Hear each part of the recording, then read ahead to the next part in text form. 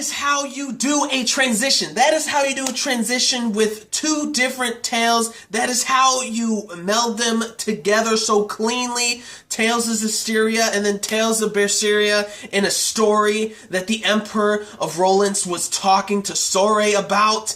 Like, that is the way that they should have done it. I know that the game was coming out, so they couldn't do it in the first season, or the first 10, 11 episodes of the first season, because, you know, there's like so much to talk about in Tales of Zestiria, like in the games and everything. But anyways, what is going on, everybody? Ali here, and welcome to my Tales of Zestiria the Cross Season 2, Episode 6 review. Honestly, this episode was probably my favorite one of the entire season so far.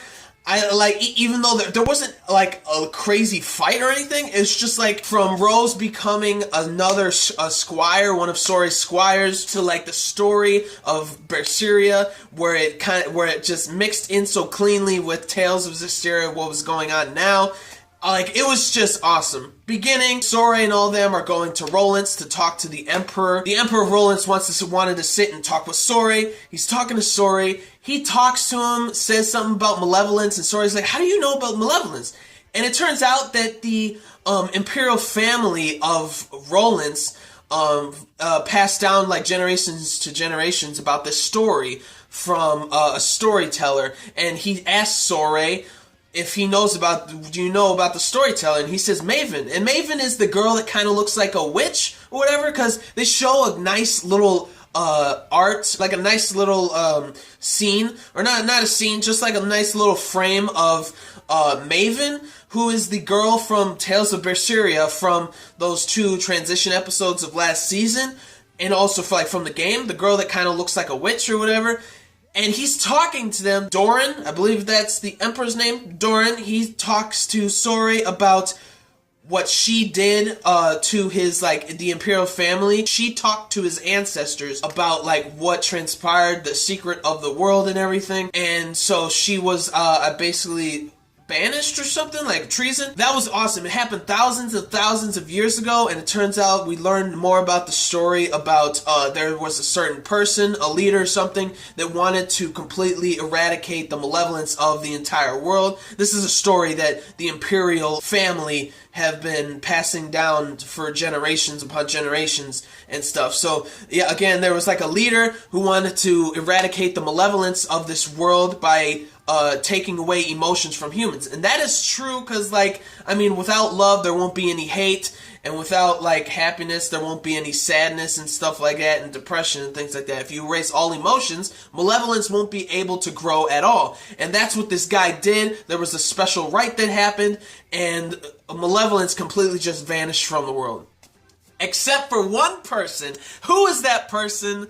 Velvet Crow. When you saw her, the back image, you just I got goosebumps looking at her. That was the transition that would have been awesome in the first season, but they couldn't really do that, from the time that the game was going to be released and everything of Tales of Beseria to the first season of Tales of Zestiria the Cross. But that is such a clean, perfect way to cross both tales, Beseria and Zestiria, with it being a story that has been passed down for generations and stuff. Awesome stuff. And so the rest of the episode was more along the lines of Rose contemplating on if she wants to be like a squire or something. Not something. If she wants to be a squire.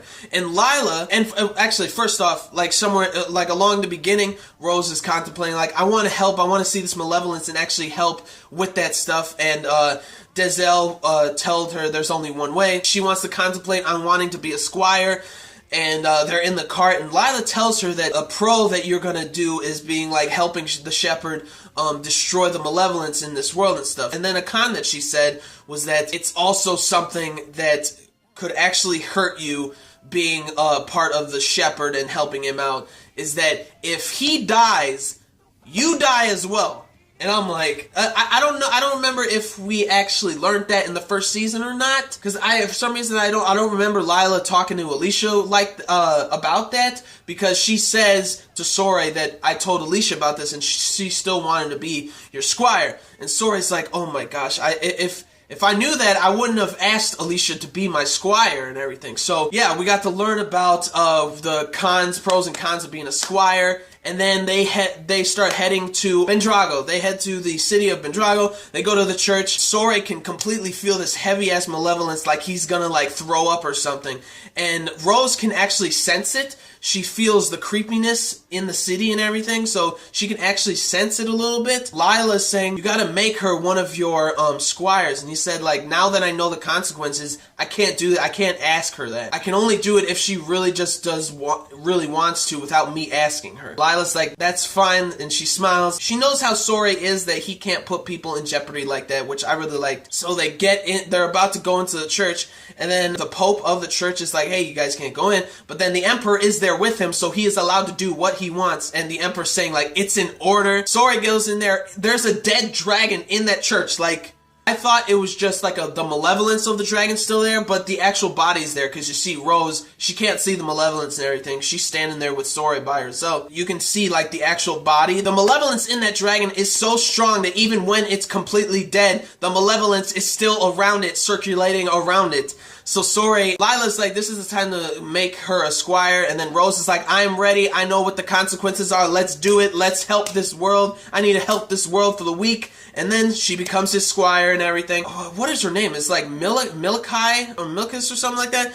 But anyways, she becomes a squire, and she's standing there. She sees the malevolence, and she looks like she's gonna like throw up and pass out or something. And so Sore is gonna start the purification of the dragon. He can't do it with himself. Sore's saying like, can you take some of this malevolence with me? And then so she does it, and then it hurts her. So, but he purifies the dragon. He purifies it. I think that's the first time that he has purified a dragon, so that's really awesome progress for him as the shepherd, even though the dragon was dead and everything.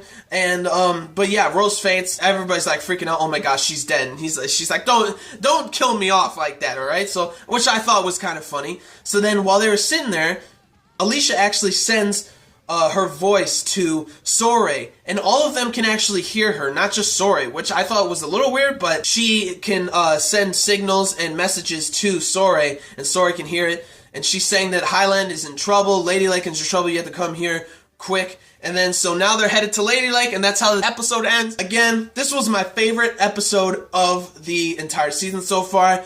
Like, not only, like, obviously the animation was really good, but the animation when he's purifying the dragon with Rose was so solid, so beautiful looking and everything. And I can't wait for next episode. It's called Ladylake. I am excited. They're going back over there to Ladylake. Great stuff. Love the transition with Beseria and Zestiria, right, with that little quick story about thousands of years ago, and then seeing Velvet Crow, like her image, like the back of her body and everything. Solid stuff. So that is it for this review. I give this episode, I give it a 10 out of 10. 10 out of 10 because it's my favorite one of the season. So that is it. Like the video if you did, like the video if you liked the episode, like the video if you liked anything I had to say, and comment down below on your thoughts on what I said, your thoughts of the episode, what you think is going to happen next episode and everything. And subscribe to my channel for more reviews, vlogs, unboxings, live reactions, and theater discussion videos and things like that. So gentlemen, stay classy, ladies stay sassy, but most importantly, everybody, you gotta stay a little nasty, alright? So peace and love, and I'll see you all later with the next video.